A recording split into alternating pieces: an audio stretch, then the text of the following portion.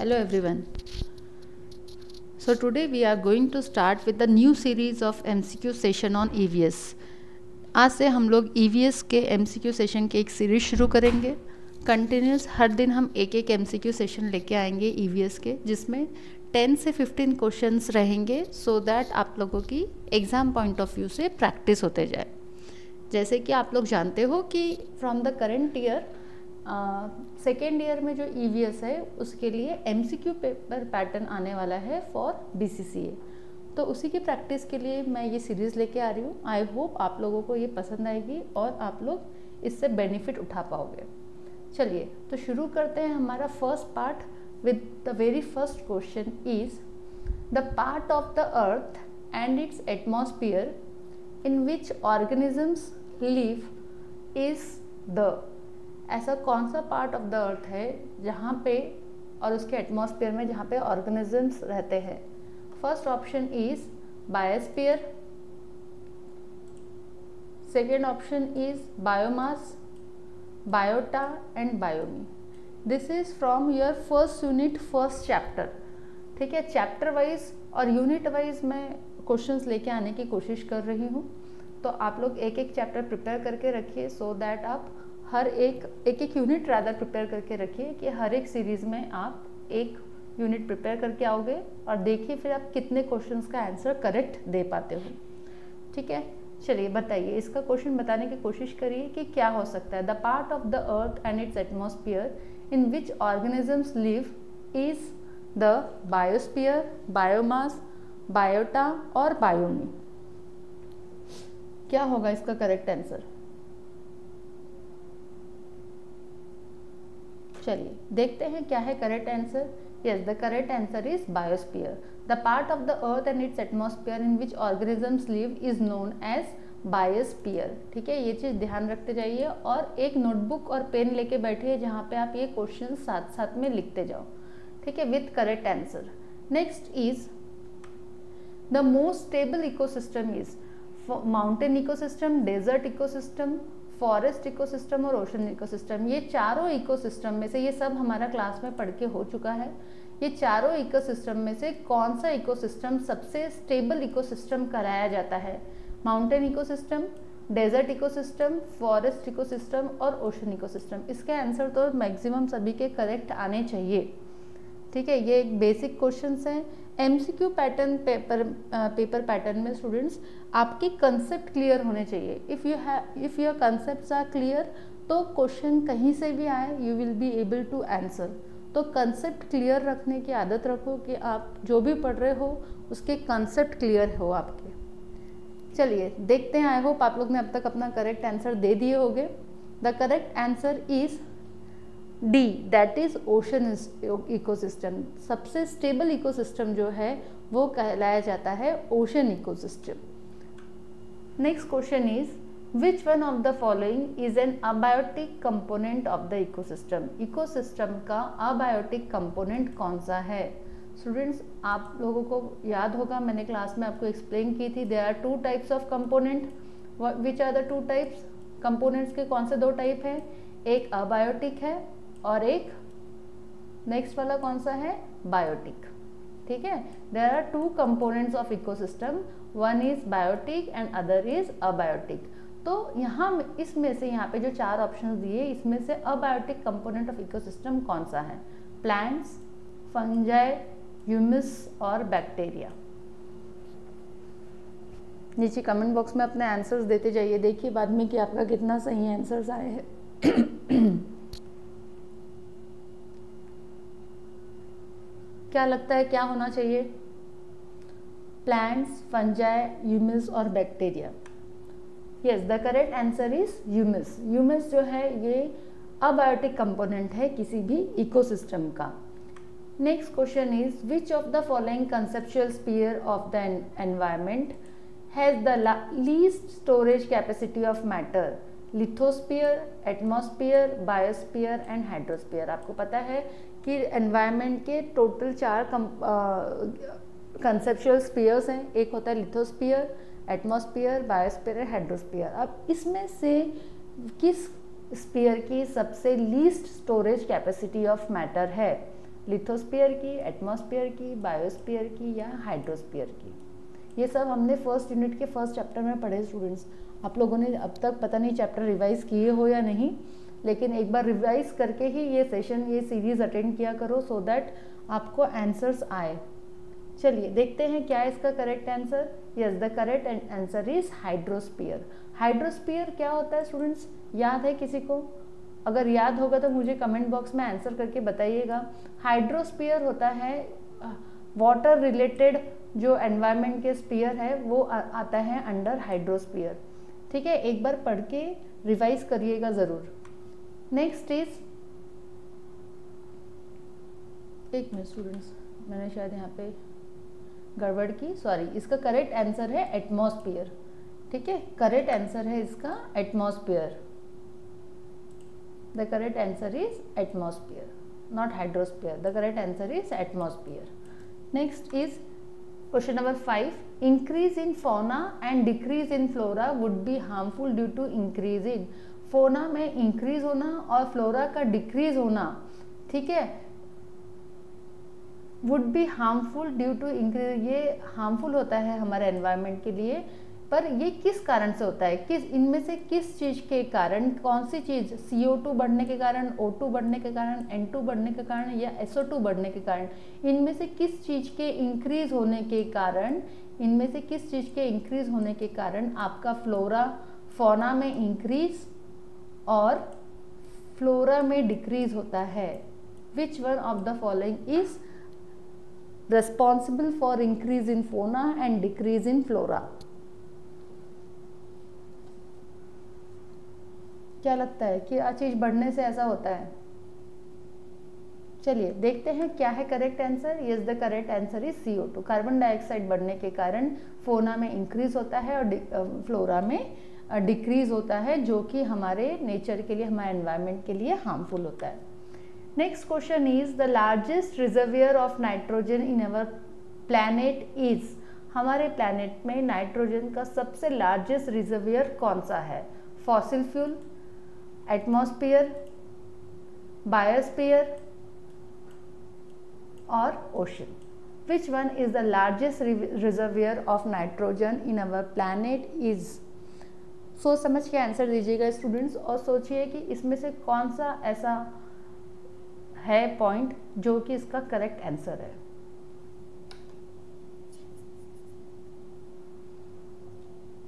चलिए देखते हैं, आई होप आप लोग ने आंसर दे दिए होंगे।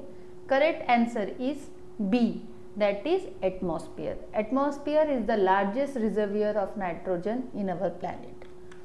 Next is question number 7, both power and manure are provided by. इसमें से किस से हमको पावर और मैन्योर दोनों मिलता है? Thermal plant, biogas plant, nuclear plant और हाइड्रो इलेक्ट्रिसिटी। इन चारों में से कौन सा ऐसा सोर्स ऑफ प्लांट है जिससे आपको पावर भी मिलता है और मैन्योर भी मिलता है? आई होप ये तो बहुत ही इजी क्वेश्चन है, आप लोग फट से इसका आंसर दे सकते हो। Thermal plant, biogas plant, nuclear plant और hydro electric plant.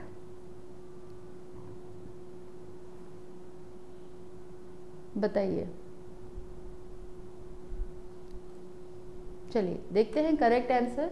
Yes, the correct answer is biogas. Biogas के थ्रू आपको पावर भी जनरेट करते हो आप, और साथ साथ में आपका मैन्योर भी जनरेट होता है। तो the correct answer is biogas plant.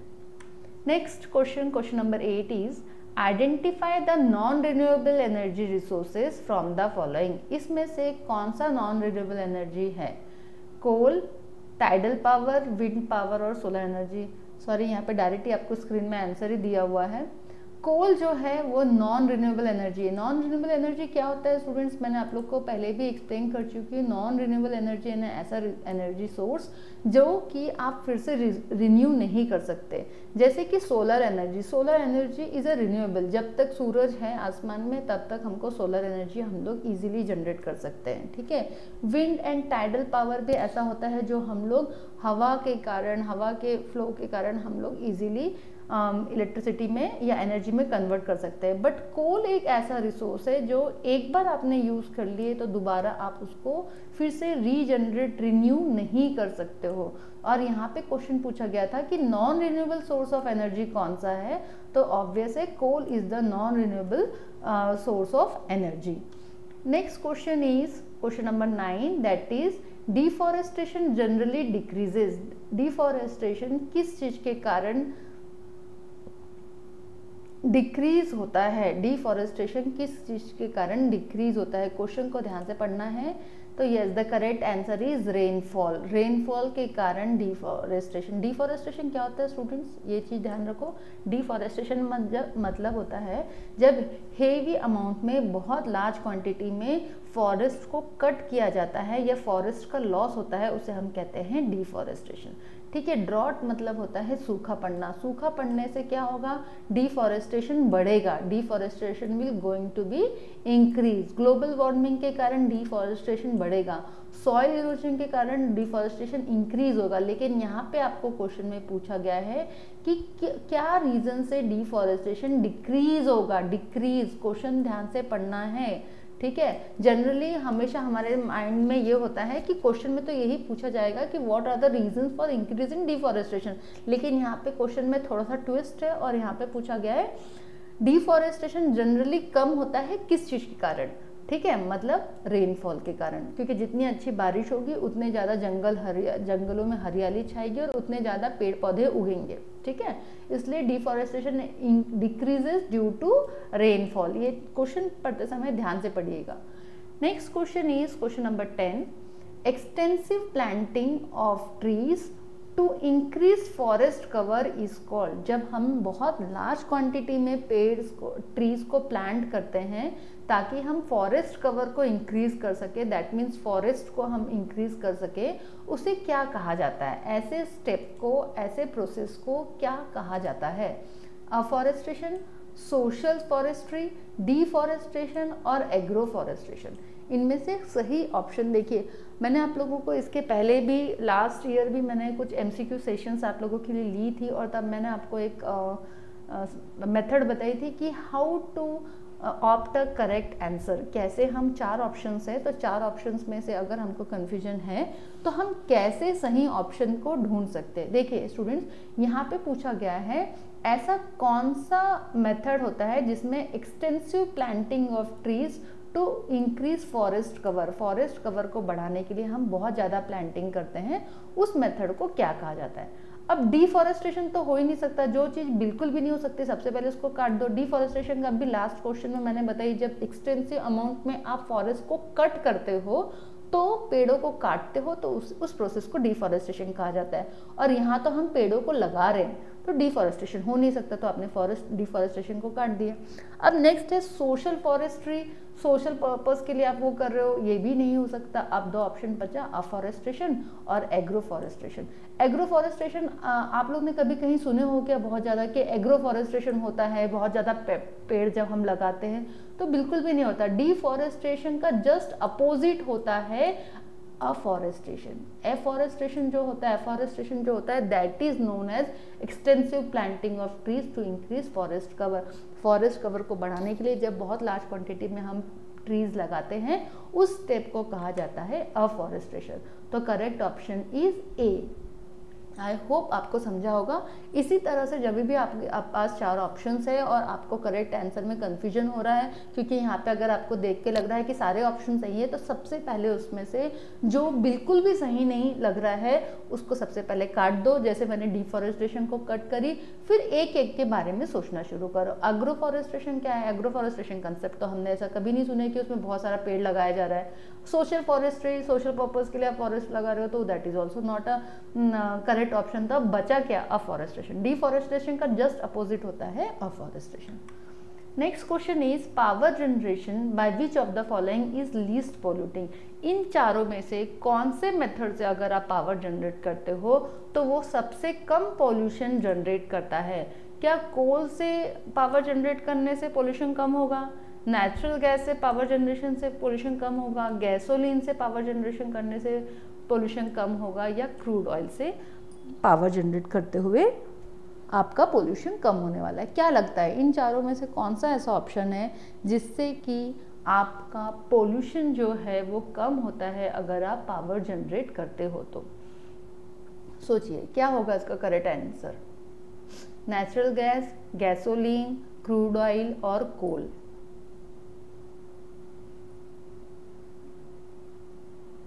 चलिए देखते हैं क्या है correct answer. Yes, the correct answer is B, that is natural gas. Natural gas के थ्रू अगर आप पावर जनरेट करते हो तो उससे होने वाला जो पावर जनरेशन है वो लीस्ट पोल्यूटिंग होता है, सबसे कम पोल्यूशन होता है उससे। Next question is fluoride pollution mainly affects. Fluoride, पानी में अगर वो फ्लोराइड की क्वांटिटी ज़्यादा होती है तो ये हमारे किस पार्ट ऑफ हमारे बॉडी के कौन से पार्ट को सबसे ज़्यादा इफेक्ट करता है? ठीक है, टीथ को, हार्ट को, किडनी को या ब्रेन को? यहाँ पे डायरेक्ट ऑप्शंस आंसर दे दिया है स्क्रीन में, तो मैं आपको आंसर बता देती हूँ। Yes, the correct option is teeth. ठीक है, आप देखोगे बहुत से लोगों के दांतों में पीलापन और एक ऐसे वाइट पैचेस आने शुरू हो जाते हैं, टिप्स में उनके शाइन नहीं दिखती है। ठीक है, तो ये रीज़न होता है फ्लोराइड के पोल्यूशन के कारण। पानी में अगर फ्लोराइड की क्वांटिटी ज़्यादा है तो आपके दांत खराब होने शुरू हो जाते हैं। ठीक है, इसलिए गांव में आप देखोगे कि जो लोग हैंडपंप का पानी यूज़ करते हैं तो वहाँ पे जनरली हैंडपंप में गवर्नमेंट की तरफ से ऐसा रूल है कि वहाँ के जो गवर्नमेंट एम्प्लॉयज़ है, जो उसके लिए पर्टिकुलर जो डिपार्टमेंट रिस्पॉन्सिबल होता है, उसे जाके बीच बीच में वहाँ का पानी टेस्ट करना होता है। ठीक है, चेक करना होता है, सो दैट वो ये चेक कर सके कि क्या वहाँ पे पानी के इसमें प्रॉपर फ्लोराइड और प्रॉपर बाकी सारे कंटेंट है या नहीं। अगर वहाँ पे फ्लोराइड ज़्यादा दिखता है तो उन लोग उस हैंडपंप में एक रेड कलर का पट्टा लगा देते हैं, सो दैट लोगों को ये बता सके कि ये हैंडपंप का पानी आपको यूज़ नहीं करना है क्योंकि this is not good for your health. तो ध्यान रखिए, पानी में अगर फ्लोराइड की क्वांटिटी ज़्यादा है तो वो आपके दांतों को खराब कर सकती है। Next question is fossil fuel and mineral resources are. इसमें से कौन फॉसिल फ्यूल और मिनरल रिसोर्सेज क्या कहलाते हैं? रिन्यूएबल रिसोर्स है, परपेचुअल रिसोर्स है, इनएग्जॉस्टिव रिसोर्सेज है या फिर नॉन रिन्यूएबल रिसोर्स है? फॉसिल फ्यूल्स और मिनरल रिसोर्सेज जो है वो इनमें से क्या है? रिन्यूएबल, परपेचुअल, इनएग्जॉस्टिव या नॉन रिन्यूएबल? यानी उनको आप फिर से रिन्यू कर सकते हो या वो रिन्यू नहीं होते हैं, वो परपेचुअल नेचर के हैं या वो इनएग्जॉस्टिव नेचर के हैं। सोचिए, ये सब हम लोग ने क्लास में हमारे ऑलरेडी कवर कर चुके हैं। आप लोगों को तो फटाफट इसके आंसर्स आने चाहिए। बताइए, इसके बाद और 2 क्वेश्चन है, फिर आज का सेशन हमारा ख़त्म होगा। कल के सेशन के लिए पहले से आप अच्छे से एक बार रीड करके आना यूनिट 2, सो दैट आप उसके आंसर्स मैक्सिमम कर पाओ। और स्टूडेंट्स मुझे ये भी बताइए कमेंट में कि क्या आप लोगों को ऐसा रिकॉर्डेड वीडियो में पढ़ना ज़्यादा बेटर लग रहा है या आप इसके लिए मुझे लाइव सेशन आप लोगों को ज़्यादा प्रेफरेबल है? तो मुझे वो भी बताइए, सो दैट अगर आप लोग लाइव सेशन चाहते होंगे तो मैं नेक्स्ट सेशन से लाइव सेशन लेके आऊँगी, सो दैट आप वहाँ पे भी मुझसे डायरेक्ट क्वेश्चन कर सकते हो। लेकिन अब वो आपके ऊपर डिपेंड है, अगर आप चाहते हो तो मैं लाइव सेशन लाऊंगी, अदरवाइज मैं ऐसे ही रिकॉर्डेड सेशंस आपके लिए डालती रहूँगी। रिन्यूएबल, परपेचुअल, इनएग्जॉस्टिव और नॉन रिन्यूएबल, क्या लगता है what is the correct answer? The correct answer is non renewable. ठीक है, फॉसिल फ्यूल और मिनरल रिसोर्सेज जो होते हैं ये नॉन रिन्यूएबल नेचर के होते हैं, एक बार यूज करने के बाद फिर से आप इनको रिन्यू नहीं कर सकते। Next question is material cycles go through. Material cycles इसमें से किसके थ्रू होता है? Biosphere and lithosphere, atmosphere and hydrosphere, biosphere and hydrosphere और ऑल ऑफ द 4, या इसमें से चारों जो स्फीयर्स हैं, बायोस्फीयर, लिथोस्फीयर, एटमॉस्फेयर, हाइड्रोस्फीयर, ये सारे उसके लिए जिम्मेदार होते हैं। तो correct answer is D, that is all the 4 spheres are the material cycles. ठीक है, next and last question is steam reforming is currently the least expensive method of producing. Steam reforming जो है वो इसमें से कौन से मेथड जो है लीस्ट एक्सपेंसिव है, उसमें से क्या चीज़ प्रोड्यूस करने में सबसे लीस्ट एक्सपेंसिव होती है? सीएनजी प्रोड्यूस करने में, सीएनजी प्रोड्यूस करने में, पेट्रोल, CNG, पेट्रोल, हाइड्रोजन या बायोगैस? इसका आंसर दीजिए और इसके आंसर के बाद आप लोग देखिए कि टोटल 15 क्वेश्चन में से आप लोगों के कितने क्वेश्चंस करेक्ट आए हैं। मुझे कमेंट करके ज़रूर बताइएगा कि आउट ऑफ 15 आपके कितने क्वेश्चंस करेक्ट आए हैं। एग्जाम में स्टूडेंट्स पर क्वेश्चन आपको 2 मार्क्स रहने वाला है।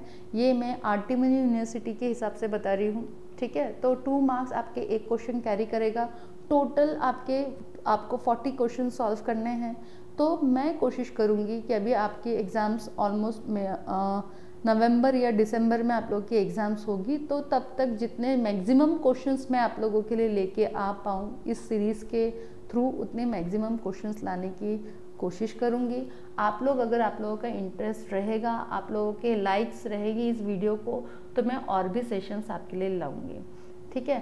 तो देख लेते हैं इसका करेक्ट आंसर क्या है। Yes, the correct answer is C, that is hydrogen, ठीक है। तो स्टूडेंट्स आप लोगों से सिर्फ इतना एक्सपेक्टेड है कि अगर आपको आज का सेशन मेरा पसंद आया होगा तो सेशन को लाइक ज़रूर कीजिए। कितने क्वेश्चन सही हैं 15 में से वो ज़रूर मुझे कमेंट करके बताइए। और अगर आप चाहते हैं कि ऐसे सेशंस में और लेके आऊँ तो वो भी मुझे ज़रूर कमेंट करके बताइएगा।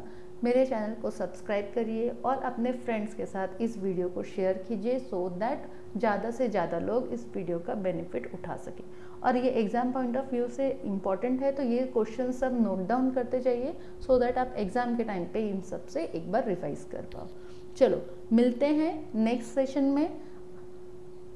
नेक्स्ट सेशन के लिए जब आप आएंगे तो प्रिपेयर होके आइए, यूनिट 2 पूरा एक बार रीड करके आइए, सो दैट उसके आंसर्स आप मैक्सिमम कर पाओ। चलो मिलते हैं नेक्स्ट सेशन में। Until then good bye.